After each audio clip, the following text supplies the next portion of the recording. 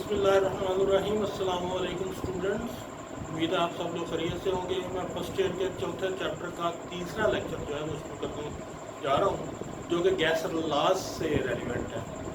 Gas laws basically वो laws हैं जो गैस का वॉल्यूम और डिफरेंट पैरामीटर्स के दरमियान में रिलेशनशिप शो करते हैं। वो पैरामीटर हैं प्रेशर है, टेम्परेचर है और नंबर ऑफ मोल्स। मैं पहला गैस लॉ शुरू करने जा रहा हूँ, that is Boyle's law. Boyle's law को समझने के लिए मैं आपके सामने एक एग्जांपल रखता हूँ, फिर हम बॉयल्स लॉ की डेफिनेशन की तरफ जाते हैं। देखिए, आप तीन बर्तन ले लें, तीन साइडें इनकी फिक्स हो, ये वाली साइड जो है ये मूवेबल होगी। इसमें आप एक गैस ले लें और यहाँ पर आप एक प्रेशर अप्लाई करते हैं 180। दूसरा बर्तन ले आप, इसमें भी आप एक गैस भर दें और प्रेशर अप्लाई कर दें इस पर 280 ml। तीसरा आप ले लें बर्तन, उस पर आप प्रेशर करते हैं 380 ml और उसमें भी आप गैस दें। अब तीनों तस्वीरों में आप देख लें, पहली तस्वीर में 180 ml प्रेशर है, उसकी वजह से आप देख लें गैस का वॉल्यूम बहुत ज़्यादा है। या आप कह लें कि ये 10 डेसीमीटर क्यूब आप इसे कहते हैं। जब आपने प्रेशर डबल किया है तो आप देख लें वॉल्यूम आधा रह गया 5 डेसीमीटर क्यूब। प्रेशर आपने 3 गुना कर दिया तो वॉल्यूम 3 गुना कम हो गया 3.3 डेसीमीटर क्यूब। इसका मतलब ये हुआ कि गैस का वॉल्यूम और प्रेशर दोनों का इनवर्स रिलेशनशिप है, यानी अगर आप एक चीज़ बढ़ाते हैं तो दूसरी चीज़ जो है वो कम होती है। और इसकी शर्त यह है कि इस केस में आपने नंबर ऑफ मोल्स और टेम्परेचर जो है वो कांस्टेंट लिया। और बॉयल्स लॉ की डेफिनेशन भी यही है, volume of a given mass of a gas is inversely proportional to pressure at constant temperature and at constant number of moles. ये देखें, volume is inversely proportional to pressure at constant T and N, यानी आपने temperature और number of moles जो है वो constant लिए हैं। अब आप इस प्रोपोर्शनल के निशान को इक्वल के निशान में बदलें तो आपको एक कांस्टेंट लगाना पड़ेगा। तो V इज इक्वल टू के पी, यहाँ पर K जो है ये कांस्टेंट को दार कर रहा है और K की अगर आपने वैल्यू निकालनी हो तो P को दूसरी तरफ ले जाएं तो आपका आंसर आएगा PV is equal to K। इसका मतलब ये हुआ कि PV की प्रोडक्ट हमेशा कांस्टेंट रहती है, यानी अगर आप किसी प्रेशर की कोई वैल्यू बदलते हैं तो वॉल्यूम की वैल्यू उसी लिहाज से बदल जाती है। इससे ये साबित होता है कि P1 V1 is equal to P2 V2, या अगर आप आगे आप P3 V3 करते हैं या P4 V4 करते हैं तो वो भी इनके बराबर आएगा। एग्जाम्पल भी आपके सामने दी हुई है, यहाँ पर आप देख लें, अगर आप प्रेशर को वॉल्यूम से मल्टीप्लाई करें तो आंसर 10 आता है। ये 10 डेसीमीटर क्यूब वॉल्यूम है और 180 ml प्रेशर, दोनों को आपस में मल्टीप्लाई करें तो आंसर 10 आएगा। अब यहाँ पर भी आप प्रेशर और वॉल्यूम को मल्टीप्लाई करें, 5 को 2 से मल्टीप्लाई करें, अब भी आंसर आपका 10 आएगा। और यहाँ पर आप प्रेशर को वॉल्यूम से मल्टीप्लाई करें तो अब भी आपका आंसर 10 ही आएगा। इससे ये साबित होता है कि पीवी की प्रोडक्ट जो है वो हमेशा कांस्टेंट रहती है। तो ये इसकी मैथमेटिकल इक्वेशन है जो आप न्यूमेरिकल्स में यूज करेंगे। अब अगर हम इसका ग्राफ बनाएं, इसको मैं ग्राफिकली भी आपको दिखा देता हूँ।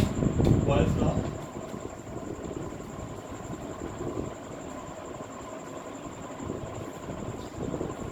देखिए जी, इधर आप प्रेशर ले लें, ये एक्स एक्सिस है, ये वाई एक्सिस है, इधर आप वॉल्यूम ले लें, ठीक है। अब अगर आप प्रेशर बढ़ाते हैं तो आप देख लें वॉल्यूम कम हो रहा है, ये आपको इस तरह की शेप जो है वो मिलेगी। यहाँ पर आकर लाइन सीधी हो गई है। लाइन इसलिए सीधी हो गई है कि गैस के मॉलिक्यूल का वॉल्यूम इतना कम हो गया है कि वो एक दूसरे को टच करना शुरू हो गए हैं।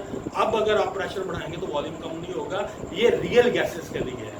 आइडियल गैसेस के लिए बॉयल्स लॉ ठीक है कि आप प्रेशर बढ़ाते जाएंगे तो वॉल्यूम कम होता जाएगा। इतना आप प्रेशर बढ़ाएंगे वॉल्यूम जीरो भी हो सकता है, लेकिन रियलिटी में ऐसे नहीं होता। रियलिटी में आप देख लें ये लाइन सीधी हो गई है। अब आप प्रेशर बढ़ाते जाएं, वॉल्यूम कम नहीं होगा, वो कांस्टेंट रहेगा। तो ये इक्वेशन जो है ये मैंने आपके सामने ग्राफ बनाया है, ये टेम्परेचर T1 पे है, टेम्परेचर आपने कांस्टेंट रखा है। अगर आप टेम्परेचर हाई लेंगे तो आपको ग्राफ थोड़ा सा इससे ऊपर मिलेगा, ग्राफ तो इसी तरह का होगा लेकिन इससे ऊपर होगा। और अगर आप और टेम्परेचर हाई करते हैं तो ग्राफ और ऊपर होगा और वो T3 की शक्ल में। शेप इनकी सेम आएगी, लेकिन जब आप टेम्परेचर राइज करते हैं तो ज़ाहिर गैस के मॉलिक्यूलों का वॉल्यूम ग्राफ बढ़ जाता है और ग्राफ थोड़ा सा ऊपर चला जाता है ग्राफिकल फॉर्म में। अगर आप इनके इन्वर्स के दरमियान ले लें ग्राफ, मतलब P और 1/B का ग्राफ ले लें तो फिर आपको स्ट्रेट लाइन मिलती है। मतलब इधर आप P ले लें, इधर आप B ले लें, तो फिर आपको स्ट्रेट लाइन मिलेगी। सॉरी, ये 1/B, यहाँ आपने V लिया था, यहाँ V का इन्वर्स लें यानी 1/B। अब आपको स्ट्रेट लाइन मिलेगी, यानी प्रेशर बढ़ाएंगे तो 1/B भी बढ़ेगा। सिर्फ यहाँ पर V की बात थी, यहाँ पर 1/B की बात है। ये दोनों एक दूसरे का इन्वर्स है। तो ये ग्राफिकल रिप्रेजेंटेशन है बॉयल लॉ की, ये भी आपके सामने हो गई है। बाकी कुछ न्यूमेरिकल्स हैं, हम न्यूमेरिकल्स की तरफ चलते हैं। बॉयल लॉ से रेलेवेंट ये इक्वेशन है जो आपने न्यूमेरिकल में यूज करनी है, तो लिखी हुई है यहाँ पे।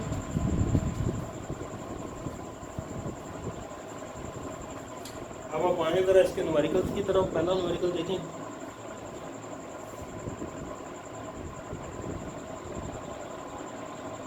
देखिए जी, ये एग्जांपल है। An ideal gas occupies a volume of 0.3 decimeter cube at a pressure of 1.8 into 10 to the power 5 Pascal. What is the volume of gas maintained at the same temperature if the pressure is reduced to 1.15 into 10 to the power 5 Pascal?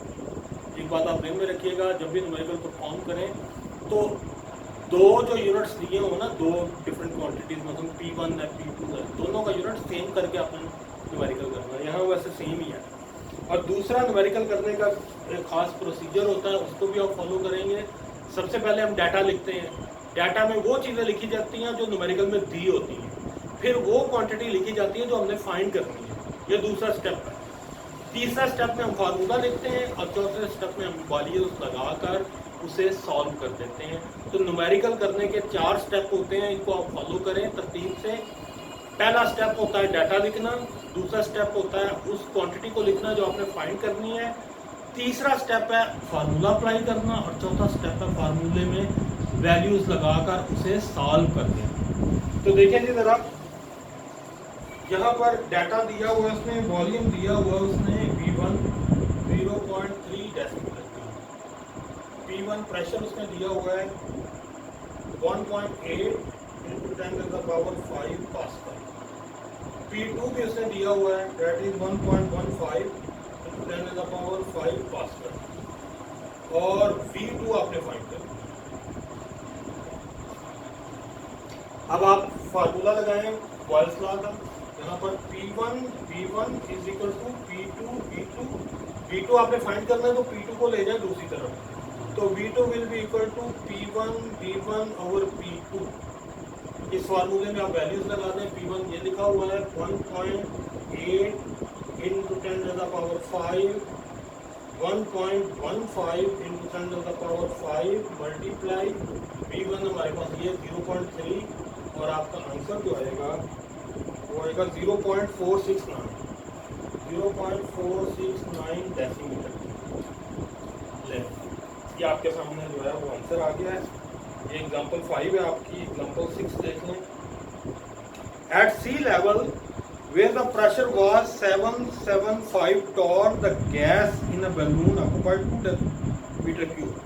What volume will be the balloon expand when it has risen to an altitude where pressure is? इसका A part है 100 Tor और B part है 10 Tor. यानी आपने दो numerical करने हैं अगर इसके अंदर, तो पहले आप इसका भी डाटा लिख लें जरा।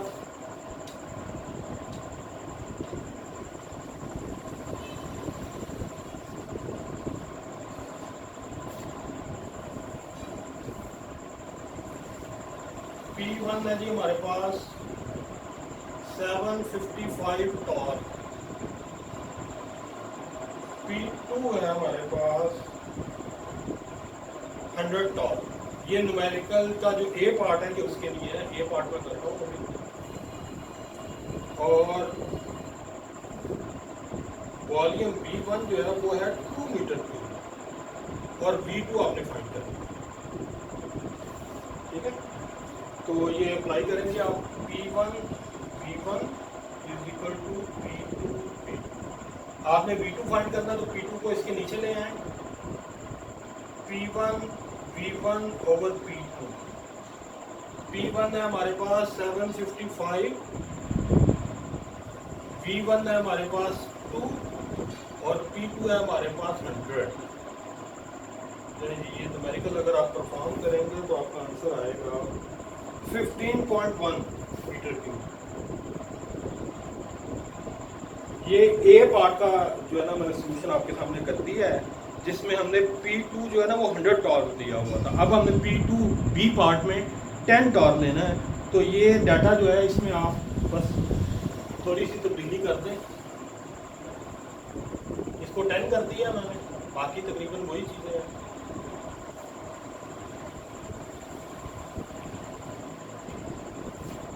ये बी पार्ट है। अच्छा, अब आपने V2 फाइंड करना है तो V2 is equal to P1 V1 over P2।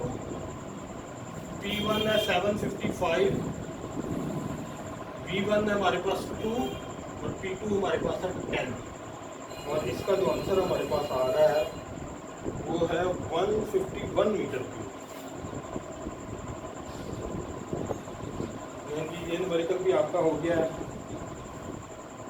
अब आगे एक एक्टिविटी है वो भी आप कर लें।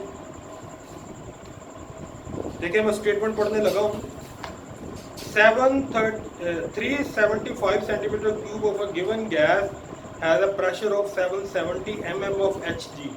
What will be the volume if the pressure is reduced to 750 mm of Hg? तो डाटा लिखें जी पहले इसका।